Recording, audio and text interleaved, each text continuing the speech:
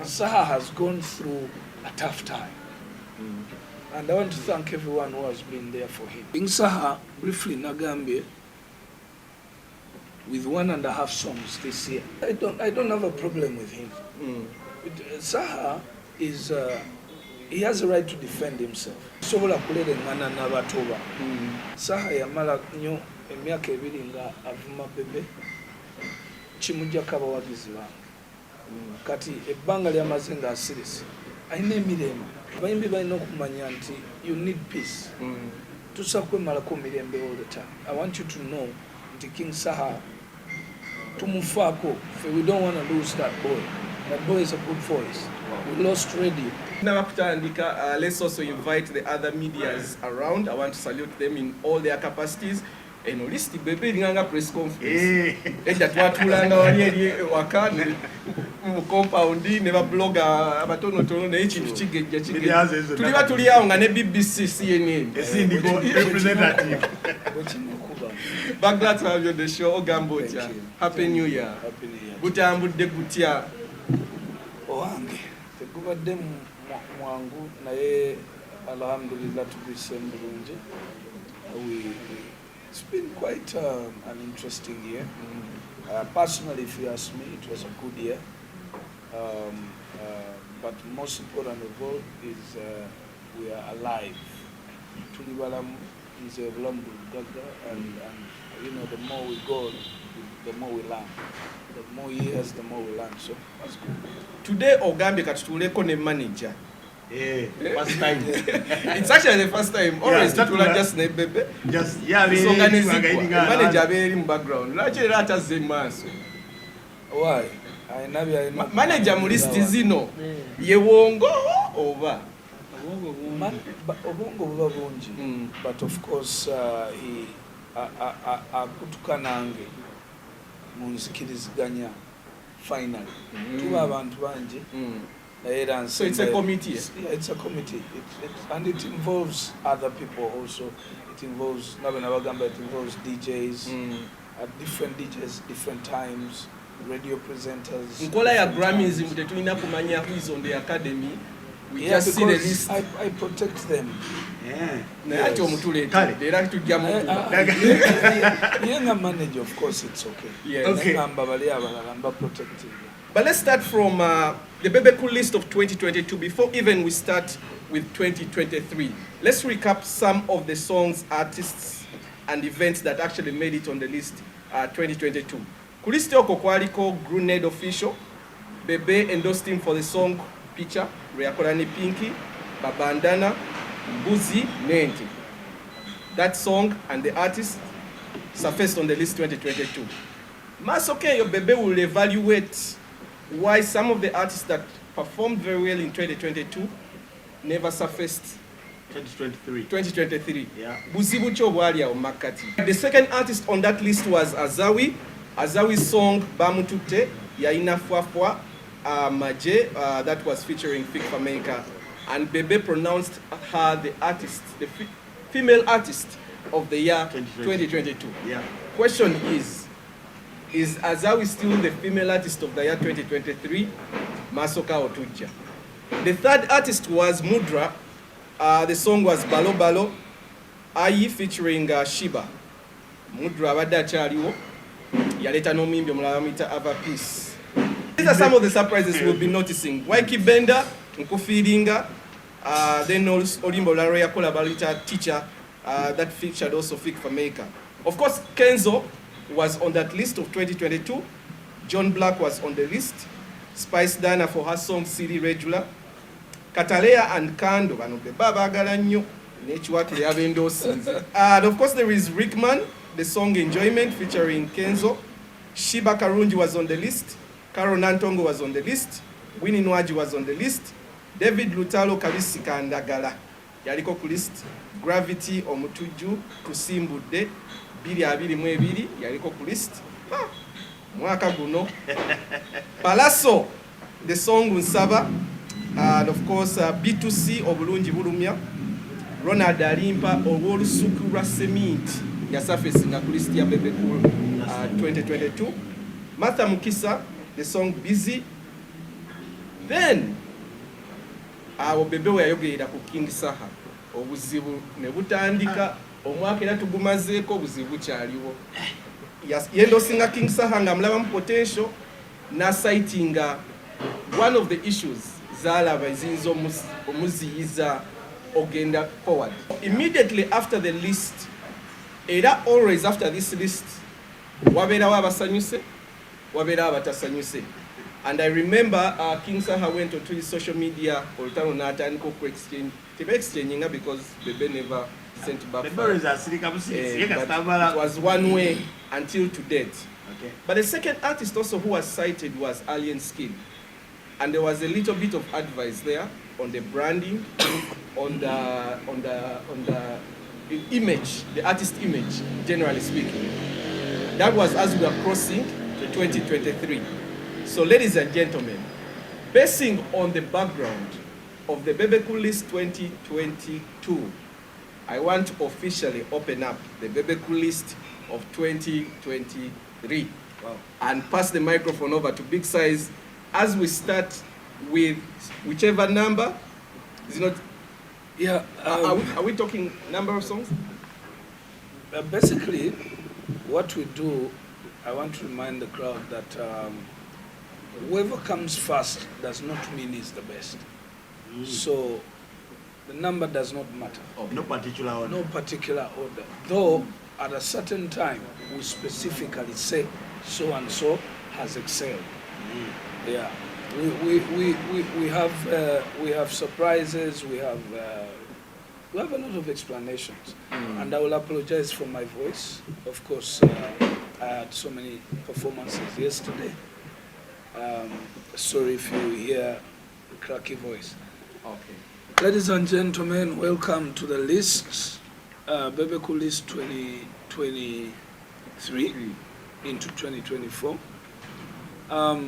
I begin by saying I do respect everyone in the music industry. I begin by also saying Uganda is a beautiful country where we have built a life. We have built a sector that employs thousands of young people. A sector that I saw from the beginning, yatandikibwa waliwo music, Afrigo Band, Simba Sounds, Mugenzi, Eli Wamala, Mugenzi Jimmy Katumba. There was a lot. We had a lot of music. But fewe tuaja ne tugattako ettaffaali. Naye ate mu kugattako ettaffaali kyalaga nti kisobola okubeera even better. But how do you make it better? Technology azze, ebintu bikyuse, population yeeyongedde, abantu abali interested in the music nabo bakoze ki beeyongedde. So omulimu gwange nga Bebe Cool, legendary, omuntu abadde mu industry for so long. What is my job at this point? At this point, responsibility gyenina ebeera very simple: to advise, foresee, pass over the experience to the young ones, let government learn from me and my other colleagues in the industry for long, so that it can benchmark and plan and do things for the industry. So akubeeraawo first and foremost nendaba abaana nga bakola bulungi nensirika, oba nga bakola bubi nensirika. Okitegeera. Well, you get the point. You've said something very, very important on this list today. I think let's cut the cake straight and go. I will begin with where you ended. I will start with the ones that I advised last year. Okay? On the list we had, I mentioned Saha last year, and I also advised because of his ways that were then. And I want to tell you openly that the two people that I advised this year, they spent 12 months working positively about what we spoke about in the list. Okay? And I want to applaud both of them. Lwaki batadde mu basket? Lwaki obawuddeko omu? Kati ngenda tandika ne Saha. Saha has gone through a tough time. And I want to thank everyone who has been there for him. I say, ali mu transition. Facing ekizibu kye ng'omuntu. Okay? So oyinza okuba nti music abadde tamukubye nnyo, abadde mu malwaliro, abadde down a bit. He's trying to recover, which is positive. Okay. And I'm very sure nti ffenna tumanyi how talented King Saha is. Sure. Bwe ntandika ne King Saha, njagamba nti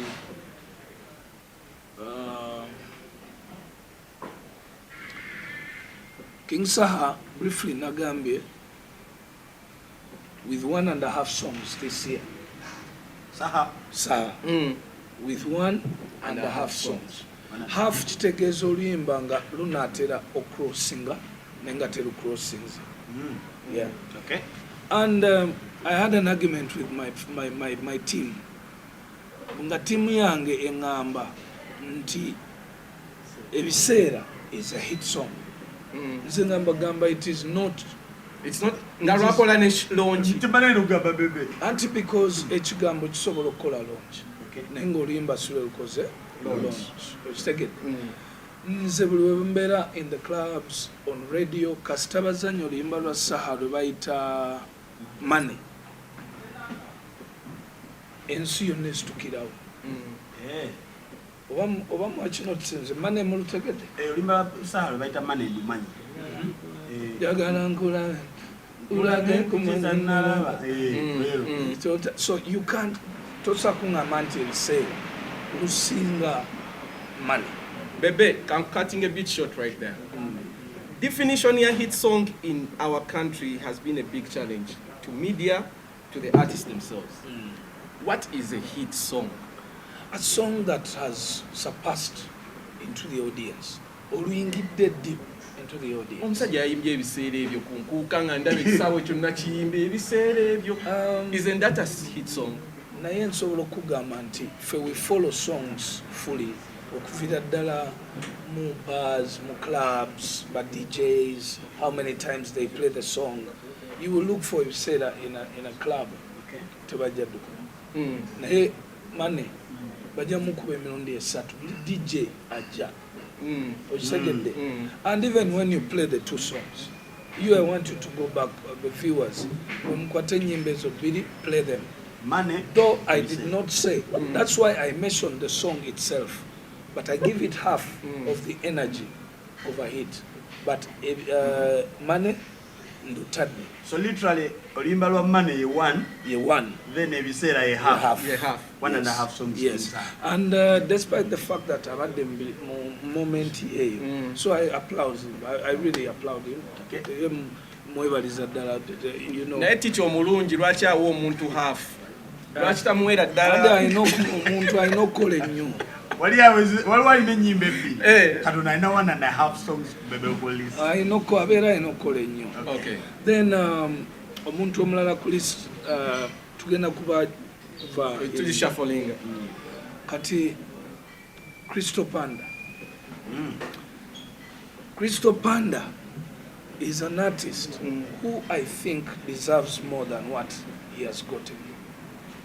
I feel Crystal alina. Maybe the good thing about music is if you stay consistent, you will either win. Okay. Omwana oyo azza kuba ebiyimba bye bihitinga mu bavubuka, mu clubs, mu statements. So this year Crystal Panda in Empere, which was a very big one. Aina ne festival kaongezi kale. By the way, in a festival Forest Park. Era bwe nva wano ngenda kuyita Buloba. Ate ndyoke ngenda Eruwero. Naye Crystal Panda this year aina ennyimba bbiri, Empere, then ne collabo nani ne Winnie Nwaji, which is mu Kisenge. So you can notice also currently these two songs are totally different and so beautiful. Ate mpere yajirako dance. Usegede so impact ya Crystal Panda onto the club world is just beautiful. Asana kusimba. Nenda kuzayo kemabega Bebe ku kintu kya King Saha, because since we are reviewing the year, we can't go past some of the events. Yeah. How comes you went silent when he was giving you all these messages on Facebook? You kept silent until to date. Because I don't have a problem with him. Saha is he has a right to defend himself. Okay. He had every right to defend. He had a right to quit defending Oluyimba. Because the best way to defend is by attacking. But Lwakubandinze ndi old enough, mature enough to know that, you know what, wano omuntu omukulu tokola ki toddamu. Otherwise sobola kulelengana n'abatoba. Mu Luganda tukiyita kulelengana. Rachel was advised they are falling like they are receiving us something positive. He says I should have come to him one on one. But all that had been done. And maybe today, let me say this. Maybe it is family that walked to me and asked me to address that issue publicly. Okay. Yeah. Okay. But I'm going to say that because they felt they were losing their son. Okay? Yeah. But I'm very sure right now we are on the right track. So, Bebe, literally, you're happy with how King Saha is reforming. Yes. Ate ekirala Saha yamala nnyo emyaka ebiri nga avuma Bebe kimujjako abawagizi bange. Kati ebbanga lyamaze nga asirisi alina emirembe. Abayimbi balina okumanya nti you need peace. Tusa kwemalako mirembe all the time. And you need all the fans. Wetaaga aba Jose, wetaaga aba Bebe, wetaaga aba Shiba, you get it. Tewejjako some fans. Naye so, a wise man ajja gamba naye Bebe ate yejjako bali abakala red. Abakala red. Ani nze nina amaanyi. Nze nina amaanyi. So tolumba direction ye nga tolina amaanyi. Tolumbirako ddala kubanga akawogo kona kajja pu. Naye nze ndi musajja w'amaanyi. So kuva myaka na myaka abawagizi abakadi abona Ghana. So toyagala manyo babegatta ku gagamero banebegatta. And I've proved them. The question is, we will chikola or surviving. And so far, that statement takes us to alien skin. Ngatetunda kwa alien skin katono Bebe. Literally, tuchitwa njo gwe musomesa. King Saha student mulungi B abiri mwesa. I mean, Sibadenzeka. There's been so many people that supported him. So many. Okay. So many. I can't mention. But I want you to know the King Saha Tumufako. We don't want to lose that boy. That boy is a good voice. We lost radio. Yeah. Okay? Music I know put that at a certain time, not the Malobos. But titwagala ate today mu Malobos ngate tewalichi. Ayimba Malobos. Okay. Kale. Tugenda ku muyimbi owokusatu oba oluyimba olwokusatu. Crystal Panda tumumaze ne King Saha. Yes. Bano bali bakuwakanya ku mane n'ebiseera ebyo. Bo babiseera ebyo. Ne tujja wano ne tutambula in 4 clubs. Nga tutula butuuzi ne tulinda the DJs play. Nga bazanya money rather than money. Okay. So it looks like this list etwala more wood there for you to come up with this. Yes. Okay. But then list eno ucho yogambye nti you actually go to the clubs and awona mukola research ya list. We start from the 1st of December to start to make arguments. Because you're not going to bring any other song in December and you break through the list. So okuvanga lumu December tuba mukwenyola ne team then last week 26th. Yes. That's when I engage presenters and DJs. Kale artist number 3